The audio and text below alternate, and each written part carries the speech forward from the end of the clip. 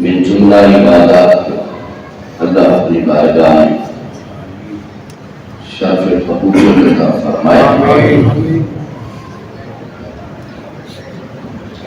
آگے ایمان لکھی اور آدم الشاف لکھی، یقین اللہ رمضان مبارک کا بچھڑنا ایک بہت بڑا نقصان ہے کہ وہ جو عبادات ہیں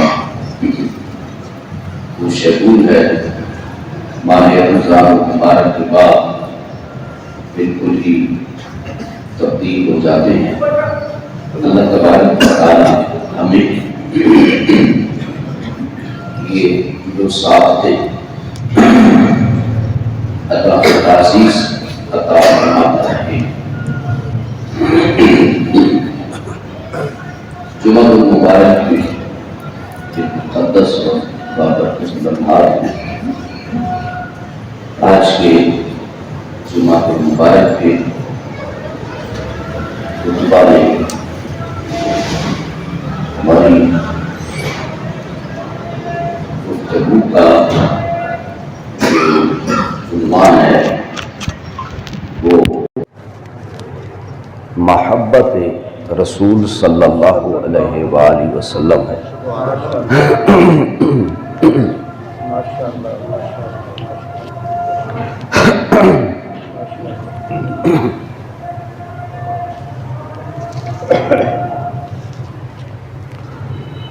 کیونکہ تمام اعمال کی جو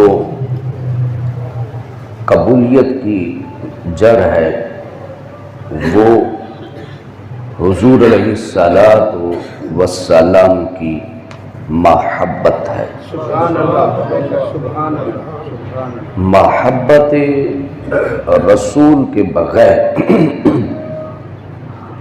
انسان ایک تو عمل کم کرتا ہے اور دوسرا عمل کی قبولیت جو ہے وہ بھی نہیں ہوتی ہے۔ اعمال کی قبولیت کے لیے محبت رسول جو ہے یہ ایک شرط ہے، بلکہ ایمان کی شرائط میں سے بھی محبت رسول اس کی اولین شرط ہے۔ تو اس لیے صحابہ کرام رضی اللہ عنہم اجمعین نے حضور علیہ الصلاۃ والسلام کی ذات مبارکہ سے انتہا درجے کی محبت کی ہے،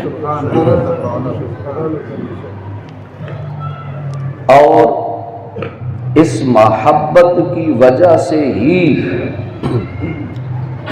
ان کو یہ مقام اور یہ مرتبے اللہ نے ان کو عطا کیے۔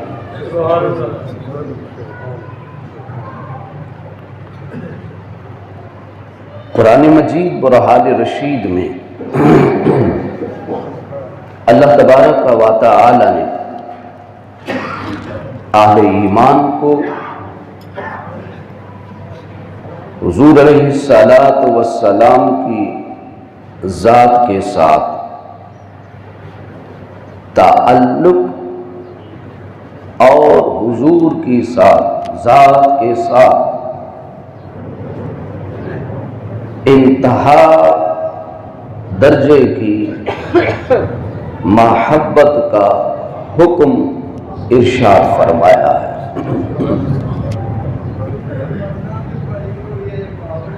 اور خود امام الانبیاء حضور جان رحمت صلی اللہ علیہ وآلہ وسلم نے حضور کا خود فرمانے عالی شان ہے، لا یؤمن احدکم حتی اکون احب الیہ من والدہ و ولدہ والناس اجمعین. فرمایا تم میں سے کوئی شخص اس وقت تک مومن نہیں ہو سکتا جب تک اپنی جان، اپنی اولاد، اپنے والدین اور تمام کائنات کے لوگوں سے سب سے زیادہ محبت مجھ سے نہ رکھے.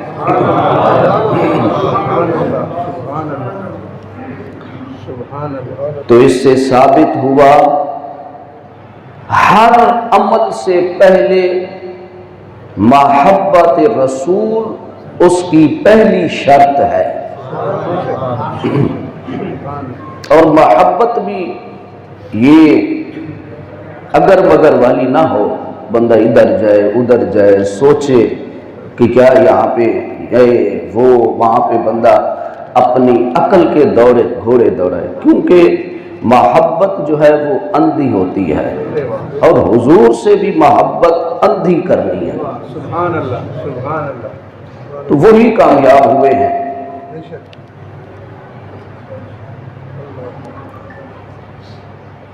کائنات میں ہر انسان چار چیزوں سے محبت کرتا ہے، اور یہ چار چیزوں کی محبت اللہ نے انسان کی فطرت میں شامل کی ہے. یہ فطری محبت ہے، یہ اختیاری محبت نہیں ہے. اختیاری محبت یہ ہوتی ہے بندہ اپنی مرضی سے کرتا ہے، وہ اختیاری محبت ہوتی ہے، مرضی سے بندہ کرتا ہے. مثال کے طور پہ بندہ کسی کی آنکھوں کو دیکھتا ہے، اس کو آنکھیں پیاری لگتی ہیں، وہ اس کی آنکھوں کی وجہ سے اس سے محبت کرتا ہے. کسی کا چہرہ پیارا لگتا ہے اس کے چہرے کی وجہ سے. کسی کے اندر جو فن پایا جاتا ہے، کوئی ڈاکٹر ہے، بندہ کسی ڈاکٹر سے محبت کرتا ہے، کس لیے کہ یار وہ ڈاکٹر بہت اچھا ہے، قابل ڈاکٹر ہے، اس کی قابلیت کی وجہ سے. کسی عالم دین سے اس کے علم کی وجہ سے. کسی نعت خواں سے محبت کرتا ہے کہ حضور کی اچھی نعت پڑھتا ہے. کسی قاری سے محبت کرتا ہے کہ یار یہ قرآن اچھا پڑھتا ہے. یہ اختیاری ہے، مرضی سے کرتا ہے. لیکن جو فطری محبت ہے وہ بندہ نہ بھی کرے پھر بھی ہوتی ہے، وہ فطرت میں شامل ہے. واللہ نے انسان کی نیچر میں شامل، یعنی کہ وہ خمیر میں اللہ نے ان چار چیزوں کی محبت انسان کے خمیر میں شامل کی ہے. سبحان اللہ سبحان. یعنی میں اس طرح کہوں کہ وہ چار محبتیں ایسی ہیں کہ نہ کرتے ہوئے بھی کرتا ہے، بلکہ ان کی محبت میں مجبور ہوتا ہے. تو چار چیزیں کون سی ہیں؟ پہلی چیز جو وطن کی محبت ہے، جو وطن کی محبت ہے. توجہ ہے آپ کی طرف؟ پیچھے والے سر ہی لے جاؤ. چلو تو روزہ بہت الگ ہے، تو روزہ بہت الگ ہے نا، تو سر ہی لے جاؤ. چلو تو معافی ہے، اگے والے تو معافی نہیں ہے. ماشاء اللہ. جو وطن کی محبت ہے، انسان دنیا میں کسی کونے میں چلا جائے، وہ سوئٹزرلینڈ میں بیٹھا ہو، وہ پیرس میں بیٹھا ہو، وہ کینیڈا میں بیٹھا ہو، وہ یو کے میں بیٹھا ہو، ٹھیک ہے، کدھر بھی بیٹھا ہو، اگر جنگل میں اس کا ایک ہی گھر تھا، جو لوگ میگریٹ ہو کے آتے ہیں ان کو اس بات کا احساس ہوتا ہے، ٹھیک ہے نا. جو اپنے وطن کو چھوڑا ہوا ہے، جو میگریٹ ہو کے آئے ہوئے ہیں، ان کو پتا ہے کہ وہ ان کا جو گاؤں تھا آج بھی اس کو اس شہر سے کتنا پیارا لگتا. بلکہ میں اس بات کی طرف آتا ہوں، آئیں ہم اپنے حضور کی بارگاہ میں چلیں، ہم حضور کی بارگاہ میں چلیں. اللہ اکبر. میرے حضور میرے آقا حضور جان رحمت صلی اللہ علیہ وآلہ وسلم آقا علیہ الصلوۃ والسلام حضور جب ہجرت کرنے لگے، آقا علیہ الصلوۃ والسلام رات کا وقت ہے، حضور بیت اللہ کے سامنے کھڑے ہیں، حضور بیت اللہ کو دیکھ کے رو رہے ہیں، حضور اتنے روئے کہ حضور کی داڑھی مبارک آنسو سے تر ہو گئی، حضور زاروں کا تار رو رہے تھے، حضور مکے کے کافروں کے ظلم پہ نہیں رو رہے تھے، حضور کو پتھر مارے میرا نبی نہیں رویا، حضور کا جسم اقدس لولہان ہو گیا میرا نبی نہیں رویا، حضور کے قدموں میں کانٹے بچھائے گئے میرے نبی نہیں رویا، حضور کے جسم اقدس پر کافروں نے بدبختوں نے حضور سجدے میں تھے، ظالموں نے اونٹ کی اوجڑی اٹھا کر میرے مصطفیٰ کے جسم اقدس پہ رکھی، میرا نبی پھر بھی نہیں رویا، حضور کو آقا علیہ الصلوۃ والسلام کو شاعر کہا گیا، میرا نبی نہیں رویا، حضور کو مجنون کہا گیا، حضور نہیں روئے، میرے نبی کو جادوگر کہا گیا، میرے نبی نے نہیں کہا، معاذ اللہ میرے نبی کو جھوٹا کہا گیا، میرا نبی نہیں رویا، میرا نبی کب رویا؟ میرا نبی اس وقت رویا جب میرا حضور میرے نبی جب ہجرت کر رہے تھے، سامنے بیت اللہ ہے، حضور نے کیا کہا؟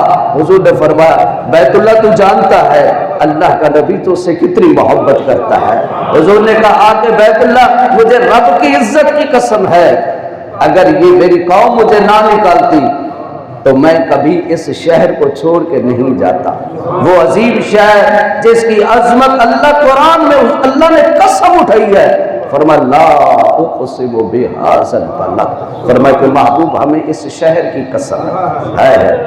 آگے بھی کیا جملہ ہے، آگے کیا کہا؟ فرمایا محبوب ہمیں شہر کی قسم اٹھاتے کیوں ہیں؟ لا اقسم بہذا البلد، فرمایا محبوب اس شہر کی قسم اس لیے اٹھاتا ہوں، اس لیے نہیں اٹھاتا یہاں پہ میرا گھر ہے، اس لیے نہیں اٹھاتا یہاں پہ حجر اسود ہے، اس لیے نہیں اٹھاتا یہاں پہ ملتزم ہے، اس لیے نہیں اٹھاتا یہاں پہ میزاب رحمت ہے، اس لیے نہیں اٹھاتا محبوب یہاں پہ مطاف ہے، اس لیے نہیں اٹھاتا محبوب یہاں پہ حتیم ہے، یہاں پہ رکن یمانی ہے، یہاں پہ رکن عراقی ہے، یہاں پہ صفا و مروہ ہے، یہاں پہ جبل رحمت ہے، یہاں پہ میدان عرفات ہے، فرمایا محبوب اس لیے نہیں اٹھاتا، یہ ساری چیزیں عظمت والی ہیں، مولا پھر کیوں اٹھاتا ہے؟ فرمایا وَأَنْتَ حِلٌّ بِهَذَا الْبَلَدِ، فرمایا اس لیے کہ محبوب اس شہر میں تو پیدا ہوا ہے، حضور جس شہر میں پیدا ہوں اللہ کو وہ شہر بھی پیارا ہے، رب وہ شہر کی قسم اٹھاتا ہے، اور حضور زاروں کا تار رو رہے، کس چیز کے لیے رو رہے تھے؟ حضور اپنے اس گھر کو چھوڑنے کے غم میں رو رہے تھے کہ وہ دل میں وہ جو وطن کی محبت جو اللہ نے ڈال دی ہے، اگر نبی بھی چھوڑتا ہے نبی کو بھی اس کی تکلیف ہوتی ہے، تو یہ جو وطن کی یہ محبت ہے یہ کبھی بھی انسان کے دل سے نہیں جا سکتی، بلکہ کئی لوگ ایسے ہوتے ہیں مرنے سے پہلے وہ وصیت کرتے ہیں مجھے دفن بھی اپنے شہر میں جا کے کرنا ہے، وہ کیا ہے یار، کیوں جا رہا ہے وہ شہر؟ کیا تھا ساری زندگی جہاں پہ شہر کی رنگینیاں گزارتا رہا، جہاں پہ رونقیں اولاد کو بھی چھوڑ کے جا رہا، کہتا مجھے دفن کرنا، یار وجہ کیا ہے؟ فرمایا اس لیے لوگوں میں نے تمہارے دل میں وطن کی محبت کو رکھ دیا، وطن کی محبت ہر انسان کے ضمیر میں شامل ہے۔ دوسرا، ہر شخص جس چیز سے محبت کرتا ہے، ہر شخص اپنی اولاد سے محبت کرتا ہے، سبحان اللہ سبحان اللہ، یہ اولاد کی محبت یہ میرے رب نے انسان کی فطرت میں رکھ دی ہے، جیسی ہو نکمی ہو، جیسی ہو بدکار ہو، بد کردار ہو، جیسی بھی ہو، لیکن ماں باپ اس سے محبت کرتے ہیں، اور پھر کیسی ہی کیوں نہ ہو، ہم اس کو کہیں گے نا معاذ اللہ وہ بدصورت ہے، یہ میرے اور آپ کے جملے ہیں، لیکن رب کی بارگاہ میں ایسا جملہ نہیں ہے، ٹھیک ہے؟ یا میں وہ اکثر یہ جملہ کہتا ہوں، اگر کسی کا بیٹا اب نارمل ہو، وہ کھاتا بھی بستر پہ ہو اور وہ سٹول وغیرہ بھی بستر پہ کرتا ہو، لیکن اس ماں باپ کو کائنات میں سب سے زیادہ بچہ وہی پیارا لگتا ہے۔ یہ کیا ہے؟ یہ وہ محبت ہے جو رب نے خمیر میں شامل کر دی ہے۔ کائنات میں کوئی بھی ہمارے ساتھ نیکی کرے، احسان کرے، وہ دل میں یہ تصور رکھتا ہے کہ آج میں اس کے ساتھ نیکی کر رہا ہوں، کل یہ میرے ساتھ کرے گا۔ کسی لالچ کی بنیاد پر کی جاتی ہے۔ اگر اور بھی کوئی لالچ نہ ہو، بندہ کسی کی مدد کرتا ہے، یہ تو لالچ ہے نا کہ رب اس کا اجر دے گا۔ لیکن کائنات میں اولاد واحد چیز ہے جس سے انسان جس کی خدمت بغیر لالچ کے کرتا ہے، بغیر لالچ کے اولاد کی خدمت کرتا ہے، کسی قسم کی لالچ نہیں ہوتی اولاد سے۔ بلکہ کئی ماں باپ تو کہتے ہیں کہ بیٹا ہمیں تیری کسی چیز کی ضرورت نہیں ہے،